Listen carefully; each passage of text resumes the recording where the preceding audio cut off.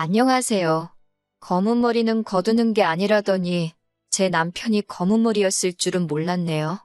쓰레기 같은 인간들과 결별한 30대 여성입니다. 인간 같지도 않아서 남편이라 부르기도 싫지만 일단은 남편이라 불러야겠네요. 남편과는 지인의 소개로 만났습니다. 당시 저는 회사를 다니는 평범한 직장인이었고 남편은 작은 식당을 운영하고 있었어요. 회사에서 주어지는 일을 처리하는 저와 달리 하나부터 열까지 스스로 꾸려나가고 책임지는 남편의 모습에 매력을 느끼며 연애를 시작했지요. 이후로 정확히 2년을 만났고 제 나이 31, 남편 나이 33의 부부의 연을 맺게 되었습니다. 연애하는 동안 저는 시댁에 종종 얼굴을 비추곤 했는데 그건 바로 어머님 때문이었어요. 결혼 전부터 어머님이 저를 시집살이 시키시고 그런 게 아니라 어머님이 워낙에 저를 예뻐해 주셨거든요. 남편을 통해서 반찬을 챙겨주시기도 했고 제가 아픈 날에는 죽을 보내주신 적도 있어요. 심지어 생일 때는 불러서 밥도 차려주셨지요. 미역국도 그렇고 제가 좋아하는 황태구이까지 어머님이 저를 많이 신경 써주신다는 게 느껴지대요. 사실 저는 어려서 아버지를 잃었고 대학교를 졸업하던 시기에 어머니마저 지병으로 세상을 떠나시면서 부모님 두 분을 다 잃었어요. 하지만 어머님이 보여주시는 온화한 미소와 따뜻한 말투에서 돌아가신 부모님을 자주 떠올릴 수 있었답니다. 그래서 남편이 프로포즈를 해왔을 때도 남편도 물론 좋았지만 어머님과 한 가족이 된다는 사실에 정말로 기뻐했네요. 하지만 결혼식을 코앞에 두고 남편은 상상치도 못한 이야기를 털어놓았습니다. 그건 바로 어머님이 남편을 낳아주신 친어머니가 아니라는 얘기였지요. 남편이 초등학생 그리고 위로 있는 신우들이 각각 중학생, 고등학생이던 시기에 남편을 낳아주신 어머님, 그러니까 생모 아버님 두 분이 이혼을 하셨답니다. 이혼 사유는 남편이 제대로 말해주지 않아 확실하진 않지만 아버님이 위자료도 주지 않으셨고 세 자녀의 양육권을 다 가지셨다니 짐작컨대 생모한테 이혼의 책임이 있었던 게 아닌가 싶어요. 이후로 얼마 지나지 않아 아버님은 지금의 어머님과 재혼을 하셨다고요. 다만 남편은 비교적 어린 나이였기에 지금의 어머님과 빠르게 가까워진 반면 신우들은 그러지 못했지요. 게다가 신우들은 지금의 어머님과 아버님의 눈을 피해 생모와 연락을 주고받으며 지냈다니 모르긴 해도 새어머니인 지금의 어머님께 마음의 문을 열기가 쉽지 않았을 테지요. 아무튼 그런 와중에 생모라는 사람이 남편의 결혼 소식을 신우들을 통해서 알게 되었던 모양입니다. 그런데 축 하나 해주고 말면 될 것을 자기가 혼주석에 앉고 싶다고 했다더군요.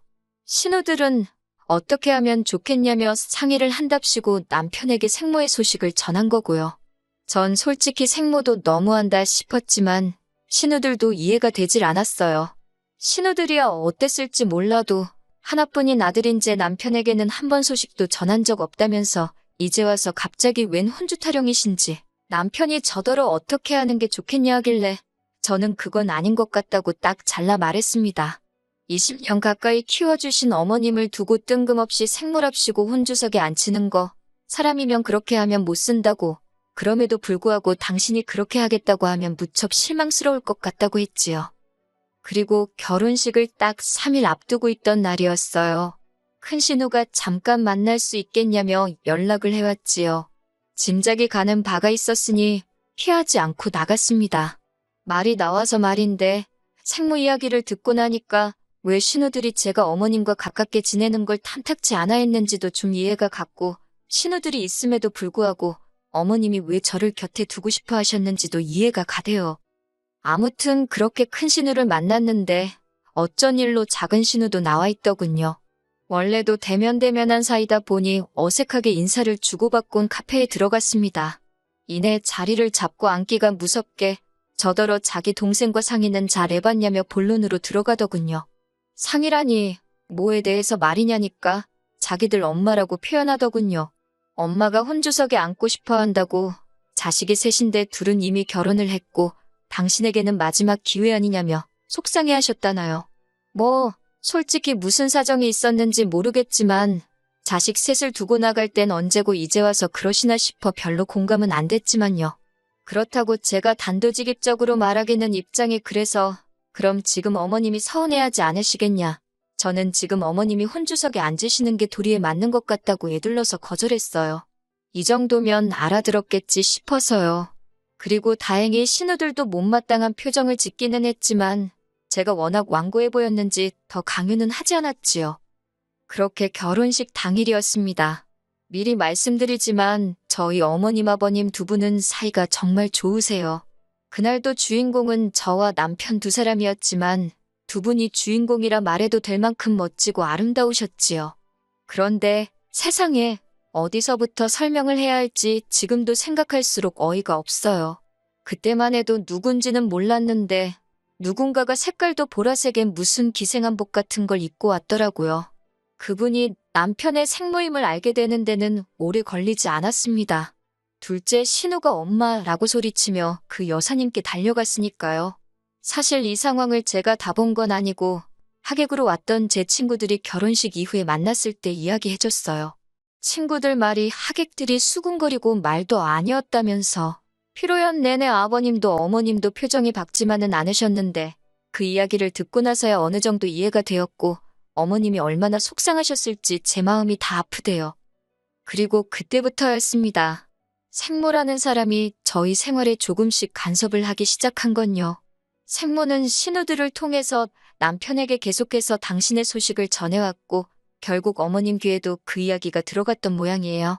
어머님께서 저랑 남편을 앉혀두고 말씀하시길 생모와 연락을 주고받고 싶으면 그렇게 해도 좋답니다. 부모 자식이 원래 천륜인데 그걸 어떻게 끊어내겠냐면서 섭섭지 않게 잘해드리라 하는데 그 말이 왜 그렇게 속상하던지요.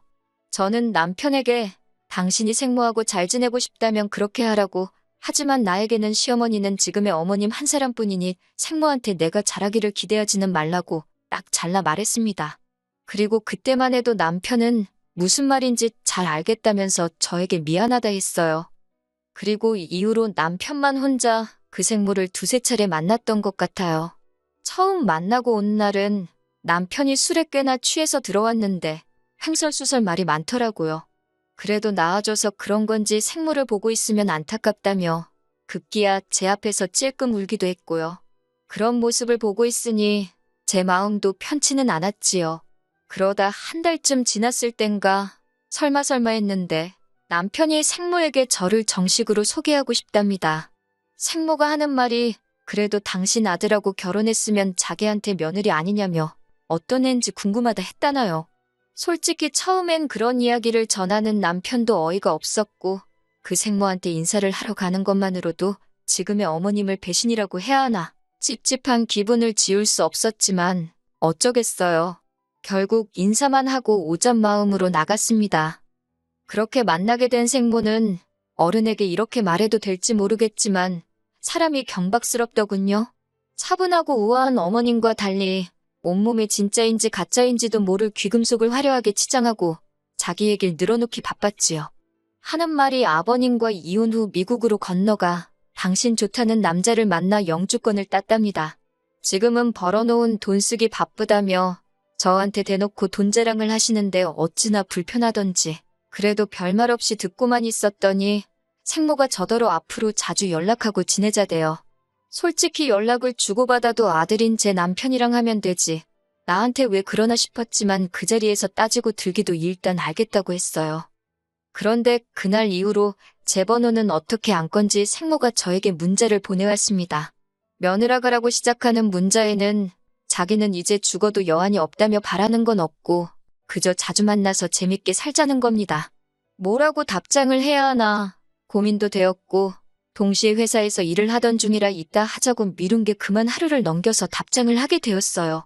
그랬더니 생모가 한다는 말이 답장이 없어서 손가락이 부러진 줄 알았다네요. 어이는 없었지만 어쨌든 의도치 않게 문자를 무시한 꼴이 되었으니 죄송하다 했습니다. 그런데 두 번, 세 번 죄송하다 했는데도 그냥 넘어갈 생각을 안 하시길래 마음 풀리면 그때 다시 이야기하자 하고 저도 더는 안 달래드렸어요. 솔직히 회사 일도 바쁜데 생모 기분 맞춰주고 있을 상황도 아니었고요. 그랬더니 퇴근한 남편이 저를 보고는 대번에 왜 그랬냐입니다. 자다가 봉창 두들기냐고 무슨 소리냐 하니 왜 자기 엄마를 이 남자도 이때부턴 엄마라고 하더라고요. 어머님한테는 곧 죽어도 어머니, 어머니 하는 사람이 아무튼 자기 엄마를 왜 서운하게 하냐입니다. 벌써부터 편드는 꼴을 보아하니 제가 처신을 잘못하면 졸지에 어머님의 생모의 시어머니 두 분 모시는 건 시간 문제겠다 싶대요.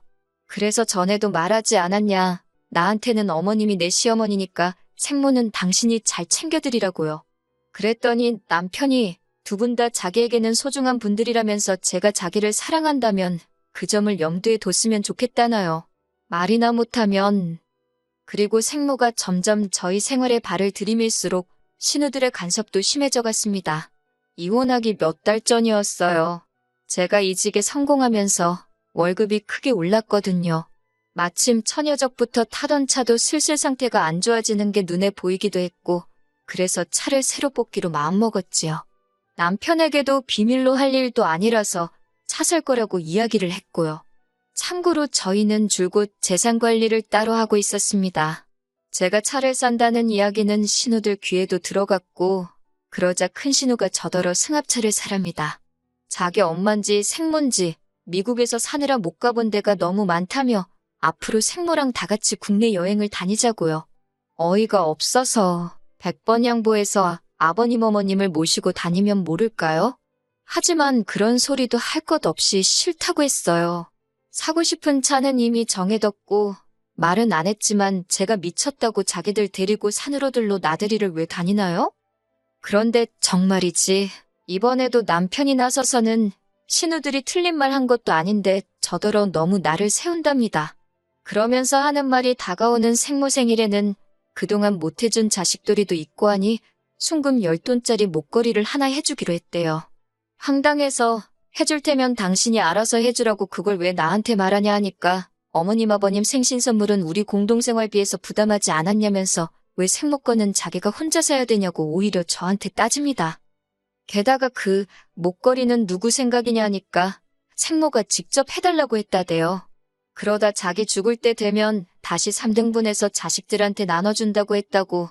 그러니 저도 주는 게 아니라면서 저더러 무조건 우리가 한 200만 원은 부담해야 한다나요. 얼마 후 결국 이런저런 일들을 상의하기 위해서 저희 부부와 신우들까지 전부 한자리에 모였습니다. 신우들이 벼르고 왔는지 급하게 먼저 말문을 열었어요.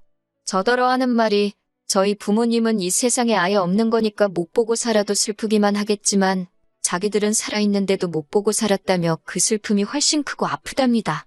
그러나 다행히 엄마가 이렇게 곁으로 돌아와 주지 않았냐며 이젠 자식된 도리를 할 차례라나요. 어이가 없어서 제가 신우들과 남편에게 물었습니다. 형님들이나 당신은 키워주신 어머님 보는 건 미안하지도 않냐고. 중간에서 난처하실 아버님 입장은 생각도 안 해봤냐니까 둘째 신우가 한다는 말이 그걸 왜 제가 걱정하냐고 그래요. 어차피 엄밀히 말해서 저는 피 한 방울 안 섞였는데 왜 어머님 기분을 제가 걱정하느냐고요. 그러면서 저더러 그런 거 따지지 말고 그냥 생모한테나 잘하랍니다. 그리고 큰 신우 하는 말이 가관이 돼요. 저더러 너는 네 부모가 남기고 간 재산도 있고 너도 잘 벌어서 별 생각이 없는지 모르겠지만 네가 그렇게 챙기는 어머님 아버님 거긴 당신들 주고 갈 돈 한 푼 없답니다. 하지만 생모는 미국에 재산도 많고 자기 애들부터 시작해서 저희도 애 낳으면 그리 유학도 보낼 수 있을 거라며 계산 잘하라고요. 신우들이 원래 속물적이고 계산하기 좋아하는 사람들인 건 알고 있었지만 그 모든 대화가 오가는 와중에도 한마디 반박조차 하지 않는 남편을 보고 있으니 실망스럽기 짝이 없더군요. 결국 집에 돌아와 남편에게 당신도 신우들의 의견에 동의하는 거냐고 단도직입적으로 물었습니다. 그랬더니 남편이 한다는 소리가 솔직히 틀린 말은 없지 않냐면서 어머님이 키워주시는 동안 자기 응석 한 번 안 부리고 착한 아들로 살았답니다.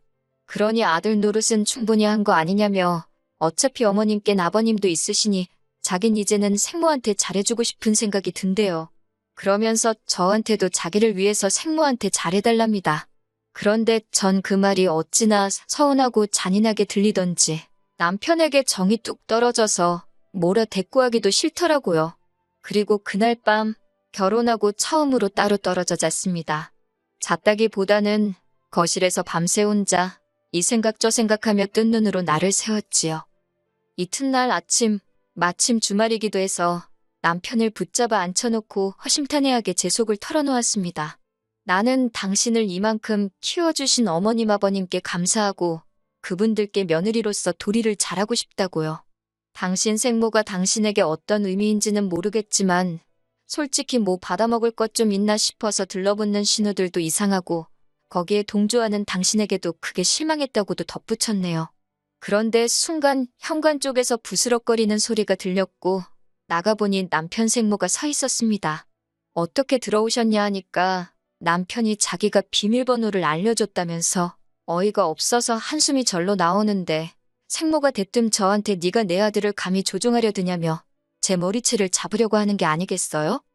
놀라서 일단 피하긴 했는데 생모는 분을 삭히지 못하는 듯 남편더러 저런 엑스를 무슨 마누라라고 데리고 사냐고 당장 내쫓아버리라며 악을 썼습니다. 이제 보니 저 엑스 때문에 자기가 혼주석에도 못 앉은 거냐고 억울하다고 고래고래 소리도 질렀고요. 그러자 남편이 한다는 말이 저더러 잠깐 자리 좀 비켜달래요. 저 때문에 생모 쓰러진다나 자기 와이프인 제가 그 수모를 겪는데 생모 막아줄 생각은 안 하고 저더러 나가달라니 황당하기 짝이 없더군요. 그리고 지금 제가 물러터지게 행동하면 앞으로 이보다 험한 꼴을 더 당하면 더 당했지 덜할 리는 없겠다 생각에 정신이 번쩍 들대요. 제가 둘만의 자리가 필요하면 생모 데리고 네가 나가라 했습니다.